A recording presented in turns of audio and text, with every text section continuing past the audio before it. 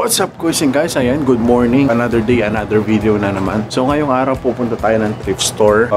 Matagal ko nang hindi pinuntahan tong thrift store na to kasi medyo nagmahal din sila the past few years. After nung COVID talagang bumalik sila sa high prices nila. Sheesh, taas ng araw guys. Pero ngayon susubukan natin pumunta doon. Titignan natin kung may mahahan tayo. So hopefully meron naman kasi dalawang store din yung pupuntahan natin. Yung isa second half naman yung tawag, yung isa may unique. So let's see what we can find guys. Sana may makikita tayo. Yan, update ko kayo pag nandun na tayo. Peace!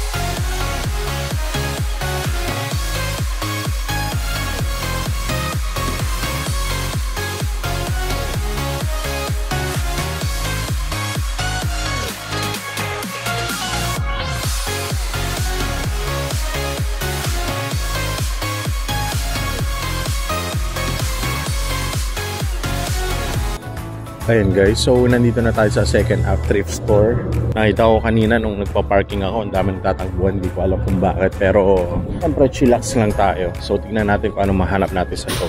Let's go! Ayan, so nandito na nga tayo. Blue tag ata nila is 50% off. So medyo mahal. So let's see kung ano makikita natin. May nakita na ako pero make sure ko ba na ano, tama yung price.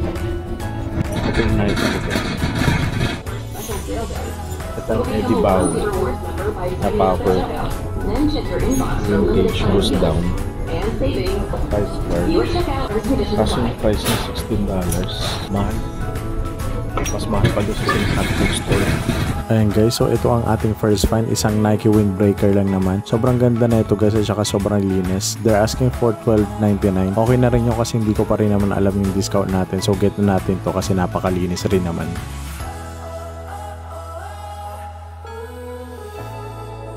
Ayan, so tamang ikot lang din tayo guys kasi may mga familiar faces dito na mga reseller din. So unahan lang kasi kakabukas nito 10 minutes ago. So let's see what we can find.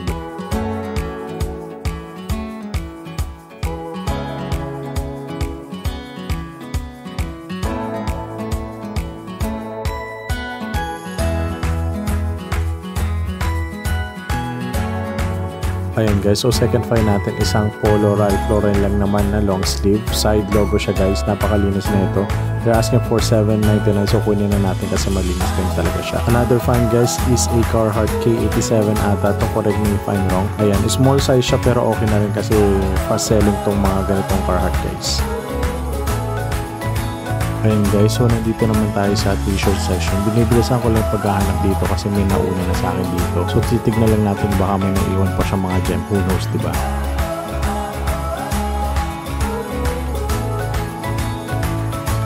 Ayan, so nagbabalik. So may mga nakuha pa tayong ilang pieces. Pero minatali ko na kasi ang daming tao pala ngayon. Hindi ko rin alam kung bakit. Pero ako kung 50% off or hindi kasi tag lang naman. So ito yung pinag-iisipan ko pang kunin. $10 siya, club room na long sleeve. Ang ganda kasi ng fade na ito kaya parang gusto kong kunin per personal. Pero pag-isipan natin kasi $10. Minsan may makikita kong ganito mga $3 lang. So pag-isipan natin. Yung isa ko pang nakuha itong parang windbreaker na polyester na book. Ganda na ito. Wala naman siyang close. $10 din siya.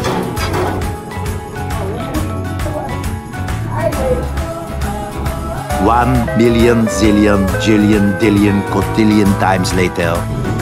Siguro kunin natin ito $10. Yun yung last itong sweatshirt na elevator. Faded na siya pero $10 so baka magtas tayo dito. Baka magandang faded kasi kung hindi siya faded baka pwede natin kunin. Basta makita si Tyler kaso murado. So pass tayo. Then, so yun na lang siguro ang kukunin natin. So titignan natin yung sa isang store kung may makukuha pa tayo. Pero medyo nagutom na ako so siguro dadaan muna tayo ng Dunkin Donuts for coffee. So hindi ko kayo guys see you. So yan guys, nabili na natin medyo mahangin. So nabili na natin pero dalawa na din ako makonti.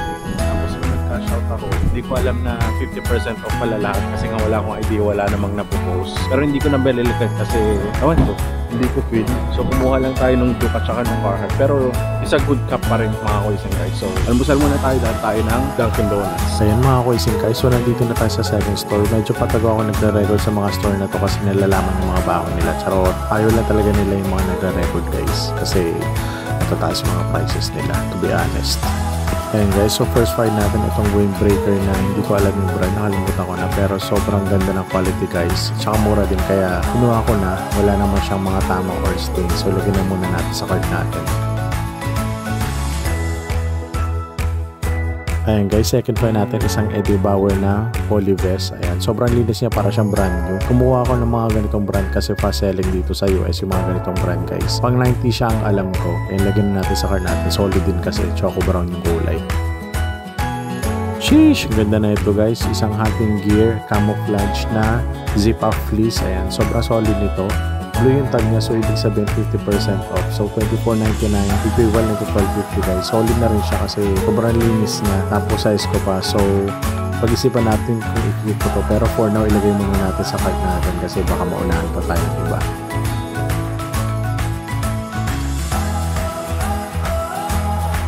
And mga question guys, we found a reversible vest na Giants NFL. And sobrang solid na ito. Red and blue combination with gray. Sobrang linis naman niya, wala siyang stain. Kompleto naman yung zip niya. So doon rin tayo nag-base para mabenta talaga natin. They're asking for $24.99, 75% off. So that's around $6.25. So easy cap to guys. So put nyo lang yung ganitong piece. Ayan guys, we found another vintage piece, isang Pendleton flannel long sleeve shirt siya guys, from 1970 to 1994 tong logo na to. Sobrang ganda niya, malinis pa, medyo malaki pero ang taas ng pricing nila, so pass tayo, sayang.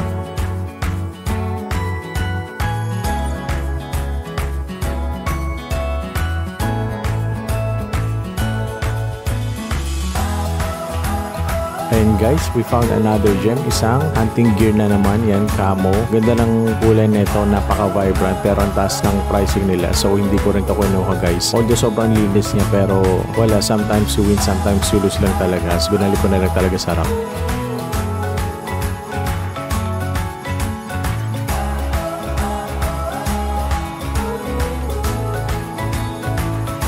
Sheesh! Ang ganda na ito guys. One of my best find for today's video. Isang Budweiser na Vikings na bomber jacket. Sobrang linis niya pero they're asking for $50. Pag ganitong price talaga guys, hindi ko na kinukuha kasi wala ka ng profit talagang i-resell tong mga to. Although gusto ko siya maging personal pero may budget kasi talaga tayo. Kaya pass muna talaga tayo guys. And guys, so lumipat na tayo ng ibang rack. And kung makita nyo naman may mga Carhartt dito. I just want to showcase to you guys na gaganda nito mga pieces na to. Kaso ang problema kung reseller ka, wala nang value to mga to. Pero if you want to be like a personal cap, okay lang siya, worth it naman yung price kasi okay pa naman yung condition, wala naman siyang malalang stain or kung meron man malilinisan mo naman. Pero if the price is like around $80 to $90, parang as a reseller mahirap na siyang ipaikutin. So gusto ko lang ipakita sa inyo pero at the end of the day, after ko nag-thrifting dito, ni isa wala akong kinuha, so nagpas ako. Pero hopefully mapunta to sa in good hands kung sino man gustong bumili nito as a personal care. Kaya nahumusga guys yan.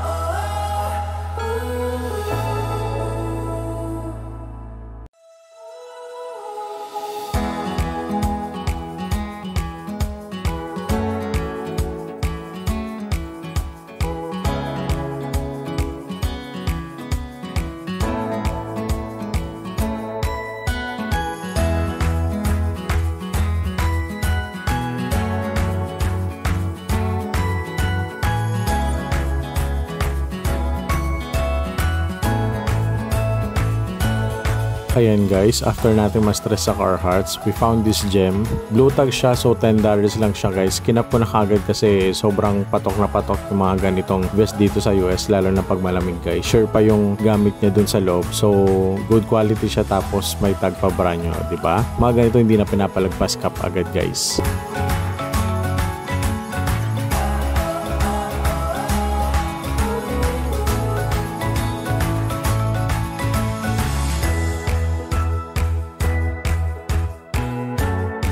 Another one. Ayan, sabi nga ni DJ Khaled guys, wala tayong effect kaya impromptu muna. Pero anyways, ito napakaganda guys. Vest ulit siya, sure pa yung material niya sa loob, Wolverine yung tag niya. Same price as the first one, $10 lang siya. And malinis siya guys, although medyo may minimal wear pero malalaban natin yan guys. Mabilis kasi mabenta yung mga ganito. So,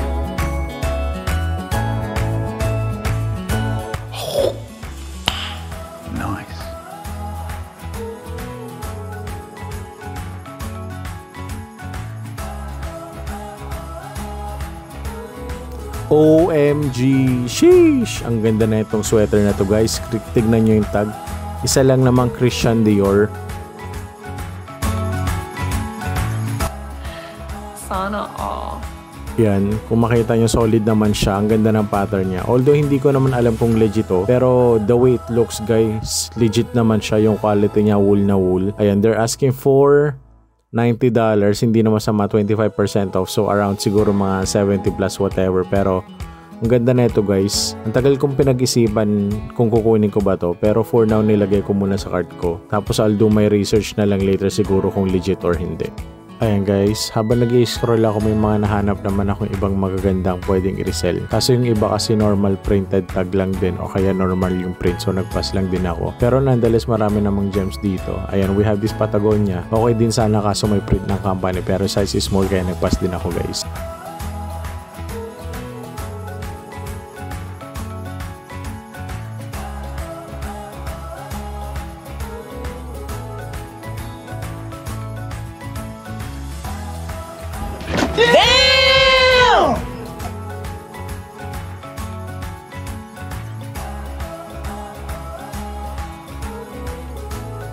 Ayan guys, next piece natin isang vintage Carhartt na sweatshirt. Guys, napakaganda na ito, napakakapal ng tela. They're asking for $70.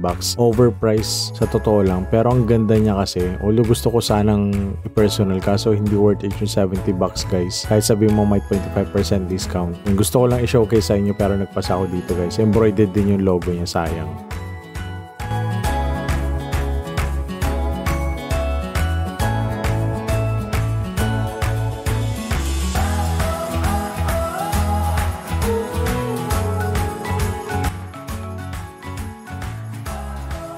Ayan, next piece natin guys, isang 90s na Rod Stewart. Ayan, sobrang ganda na ito. Size large ata to, nasa Hints Beef yung tag niya. Solid pa, 1993 I believe. Ayan, nakita nyo naman sa licensing. They're asking for $40. Hindi ko rin siya ulit kinuha guys. Alam ko maraming nasasayangan sa mga pinaskong pieces pero hindi kasi worth it guys. Kasi ganito na rin yung presyong bentahan dito sa US or sa Pilipinas. Kaya nagbabay muna tayo.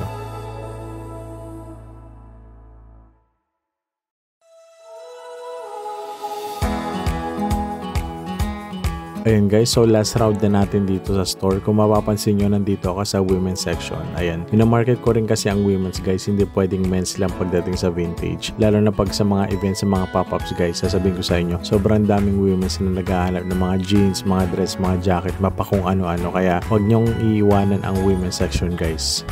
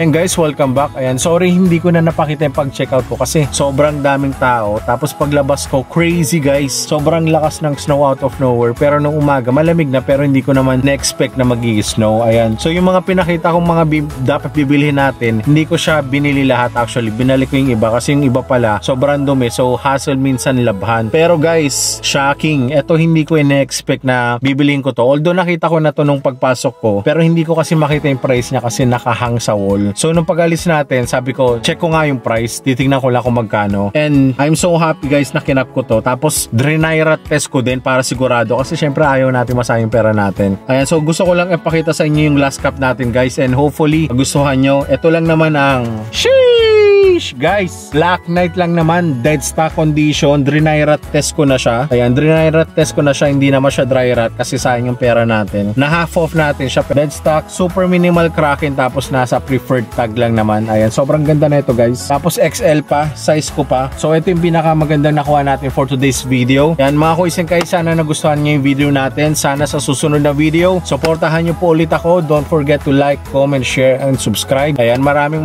salamat sa mga patuloy na sumusuporta sa mga videos natin. Abangan niyo po ulit yung mga susunod na videos natin. Ang alam ko ang susunod na video natin is sa Got Soul na. So hopefully guys, maging successful ulit yung video natin. Wala naman ako kung wala kayo. So thank you so much. God bless. See you next time. Peace.